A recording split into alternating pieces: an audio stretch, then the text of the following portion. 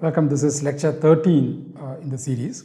We will look at the application of Grosvenor basis to describe quotient rings and then use it as a way to determine whether a system of polynomial equations have finitely many solutions. The solution set is finite. So here is a proposition which is sort of one of the important reasons for studying one of the original motivations for studying this. Again, sorry, we are continuing with the same discussion. This is polynomial ring in sum throughout R is a polynomial ring in n variables, and this is a monomial order, and I is an ideal, and okay, so let I be an ideal.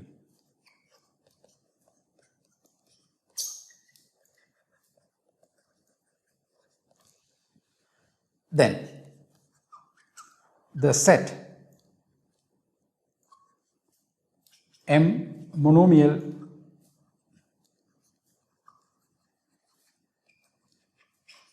in R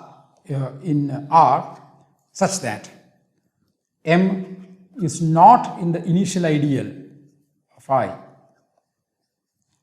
The complement of the set of complement of the initial ideal of I in the set of monomials is a K vector space basis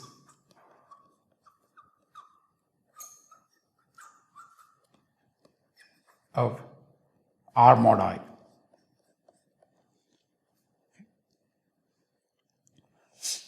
Just let's make sure we understand what this means. Okay. Note, R is a K vector space.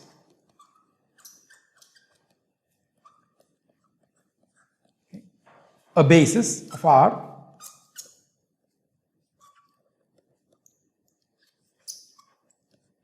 for R is the set of monomials.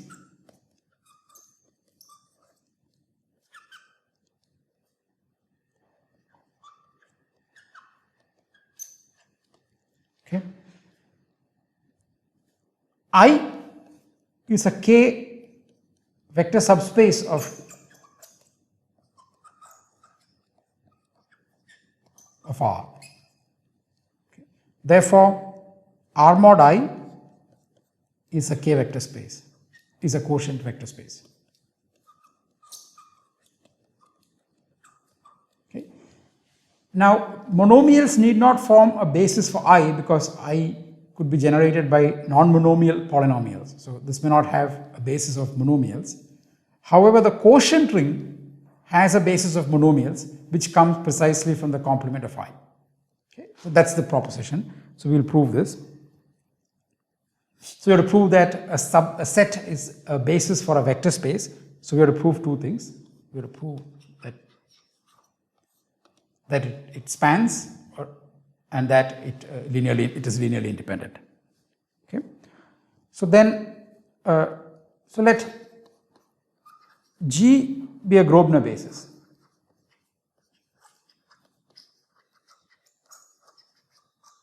For I. Okay. Now let's prove both cases. Linear independence.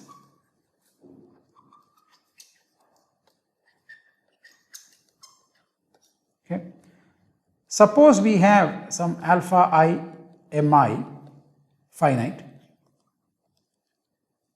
0 mi not in the initial ideal of I for all I, and alpha I inside K.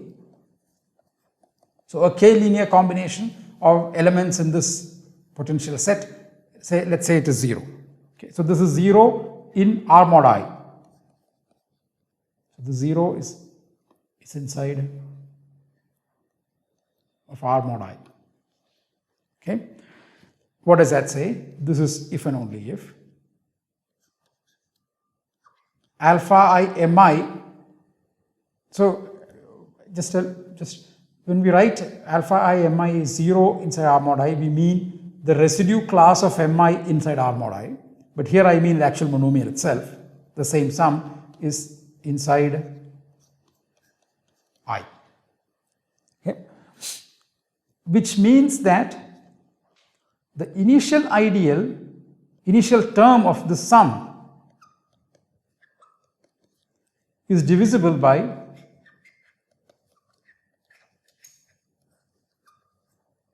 in G for some G in G.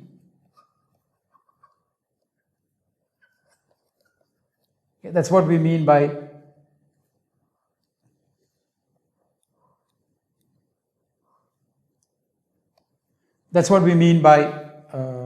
I mean, this we saw that this is a Grosvenor basis. Okay, so it's divisible by some G in G. Now, but what's the initial term of this? These are monomials. These are distinct monomials. There is no cancellation among them. Okay, the one that is the largest. So, which means that there exists some mi not inside in I, divisible by, well, sorry, there is no contradiction yet.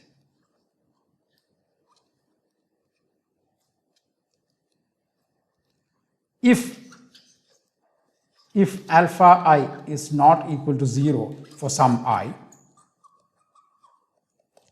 okay, then, I mean, this is in fact a non-zero element, then there exists mj not inside the initial ideal of I, divisible by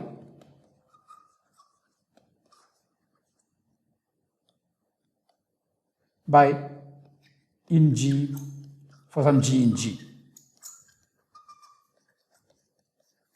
But this is not possible. Anything that is divisible by G, by such terms, will be inside here. So this is a contradiction.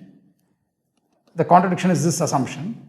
Okay. This contradiction is for this. This contradiction is for this assumption. Okay. So therefore, alpha I is equal to 0 for all I. Which is what we wanted to prove. Okay, this proves linear independence. Now we would like to prove that the set spans the vector space. Okay.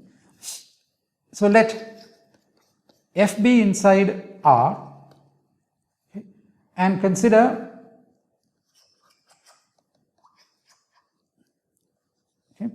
apply the division algorithm.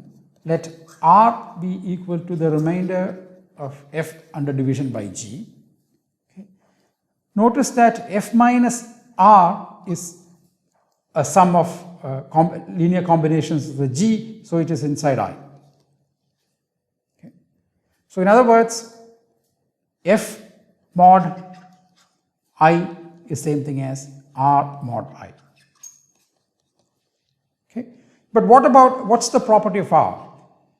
R has a property that every term of R, such that no term of R, sorry, not every term, no term of R is divisible by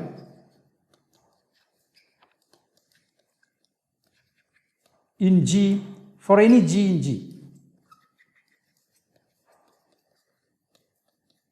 Okay. So in other words, R is in the In other words, that is, R is in the span of that set, monomials, so we can just write it, M monomial in R, M not inside in I. So therefore, it spans, and hence the proof is done. Okay. So this is the property of this description of quotient rings and its relation to Grosvenor basis of I.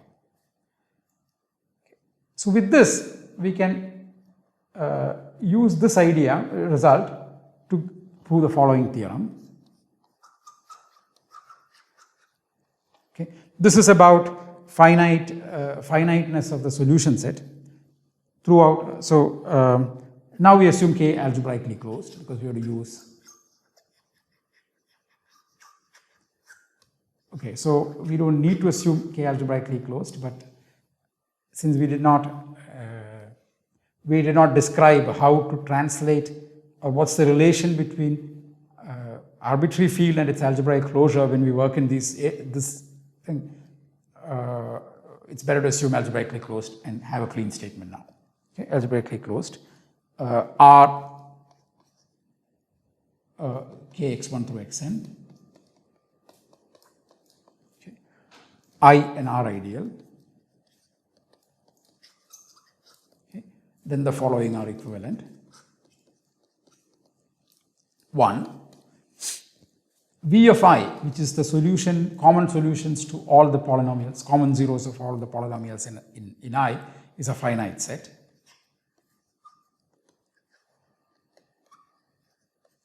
Okay. 2, for all I, for each of the variables, that means there exists a non-negative integer mi, okay, non-negative integer mi, such that xi to the mi is in the initial ideal of I. So fix any monomial order, the result does not depend on the monomial order itself. Yeah. 3, for any Grosvenor basis,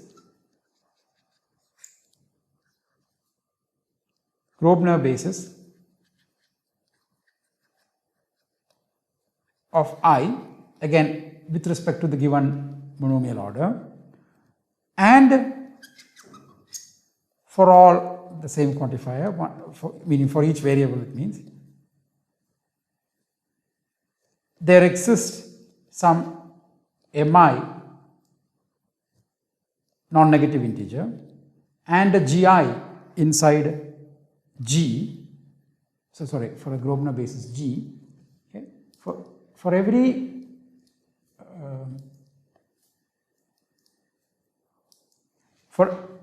pick any Grosvenor basis of I and pick any variable, then there is a non-negative integer and an element in the Grosvenor basis such that in Gi is xi to the mi. Okay. Statement 4, the K span of this set M monomial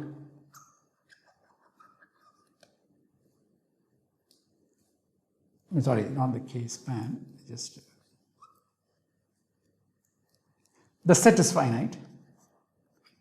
M monomial in R such that M is not inside the initial ideal of I is finite. And 5, the dimension as a K vector space of R mod I is finite. Okay. So let's look at these statements just once more. So we are trying to understand when would the zero set of I be finite. That's the first statement. Second statement says something about some nice terms, powers of variables inside the initial ideal. Third is just restatement of 2, that in any Grosvenor basis there is a polynomial in which a power of a variable is the initial term, and 4 is the complement of the initial ideal in the set of monomials, and their complement is finite, and 5, dimension of this is as a K vector space is finite. Okay, so let's finish off the proof. I mean, in the proof, let's finish off the ones that we already know. Let's look at 2 and 3. 2 says there is an xi to the mi in the initial ideal, which means that in every Grosvenor basis there is an element in the basis whose leading term is xi to the mi. So that says 2 implies 3, and if 3 is true, clearly 2 is true because this initial term shows up there. Okay, so 2 if and only if 3 is from the definition of a Grosvenor basis. So this we will not reprove. So that's okay. So this is it. Okay. What about 4 and 5? So that's the previous proposition. This set, oh, sorry, not here. Yeah, this set is a K vector space basis for this. So this is finite if and only if this is finite dimensional. Okay. So 4 if and only if 5 is the previous proposition.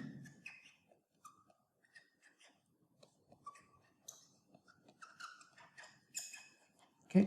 So what we will prove now is 1 implies 2, 3 implies 4, and 5 implies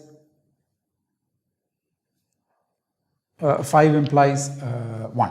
Okay. So we need to prove, we need to show, I mean need to, it's not, that's what we will show, and that is enough.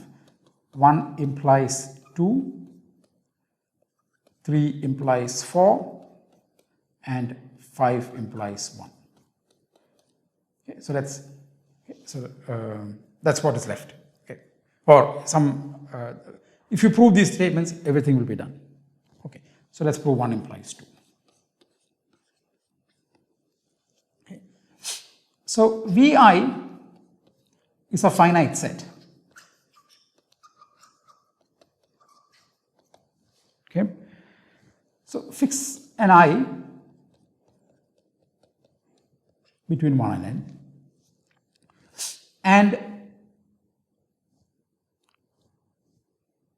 let ai inside K be the values of the ith coordinate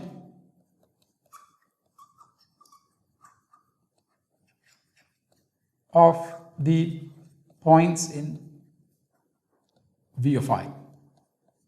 Okay, so just project V of I to the ith coordinate and just record those values, the image of that thing. So AI is a finite set. Okay. Define the polynomial fi of xi, define it to be the product of xi minus a inside AI. Okay. Notice that fi is inside, fi vanishes at everywhere inside I. Okay. Note that the ith coordinate of any point in Vi will be from AI, so it would vanish, so that fi is inside I of Vi. Okay. This is the radical of I that we proved. Okay. So what does that now mean? It means now that fi to some ki is inside I for some ki. But what does fi to the ki look like? So the initial term of fi to the ki is, let's quickly look. So the degree of fi is the cardinality of ai, and then raised to the ki would be xi to the cardinality of ai times ki. And this is inside in I. And this is true for every I. Okay, so this proves that 1 implies 2. Okay, we already observed 2 implies 3. Now let's prove 3 implies 4. Okay. So notice that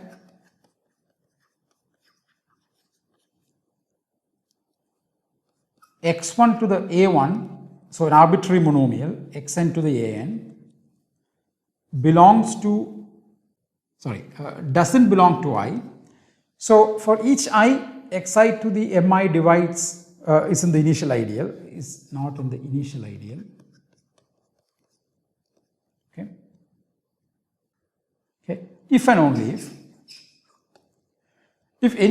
if for the ith exponent is divisible by mi, then it is in the initial ideal, because xi to the mi is in the initial ideal. So this is true if and only if ai, of course it is greater than or equal to 0, and is strictly less than mi for all I, which now implies that the complement of the set is finite. M not inside in I is finite. There are only finitely many exponents satisfying this condition. Okay, so this is finite. Okay, so now we come to the last part, which is 5 implies 1. Okay. Let's look at some fix some I. Let's look at 1, x1, xi square, and so on. Okay. So consider the set, a subset of monomials inside R. Okay. These give a linearly dependent set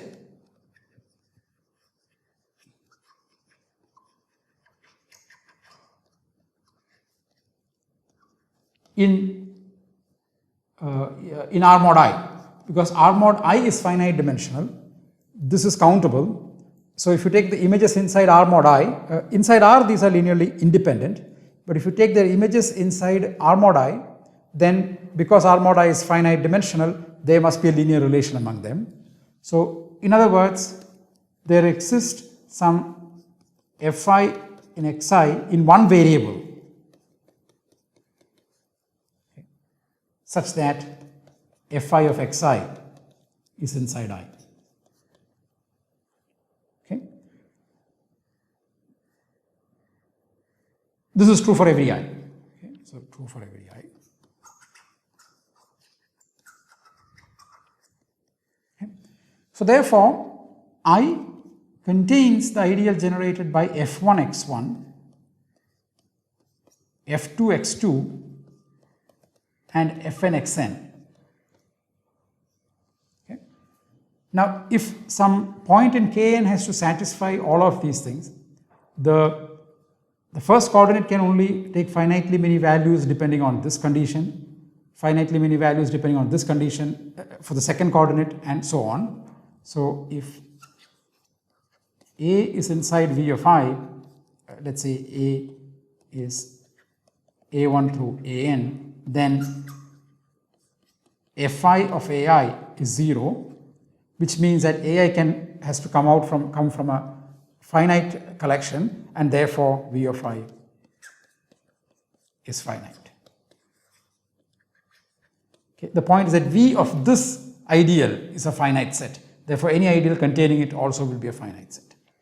Okay. So this is a useful application of the things that we discussed so far for this problem about determining if there are finitely many solutions. Okay.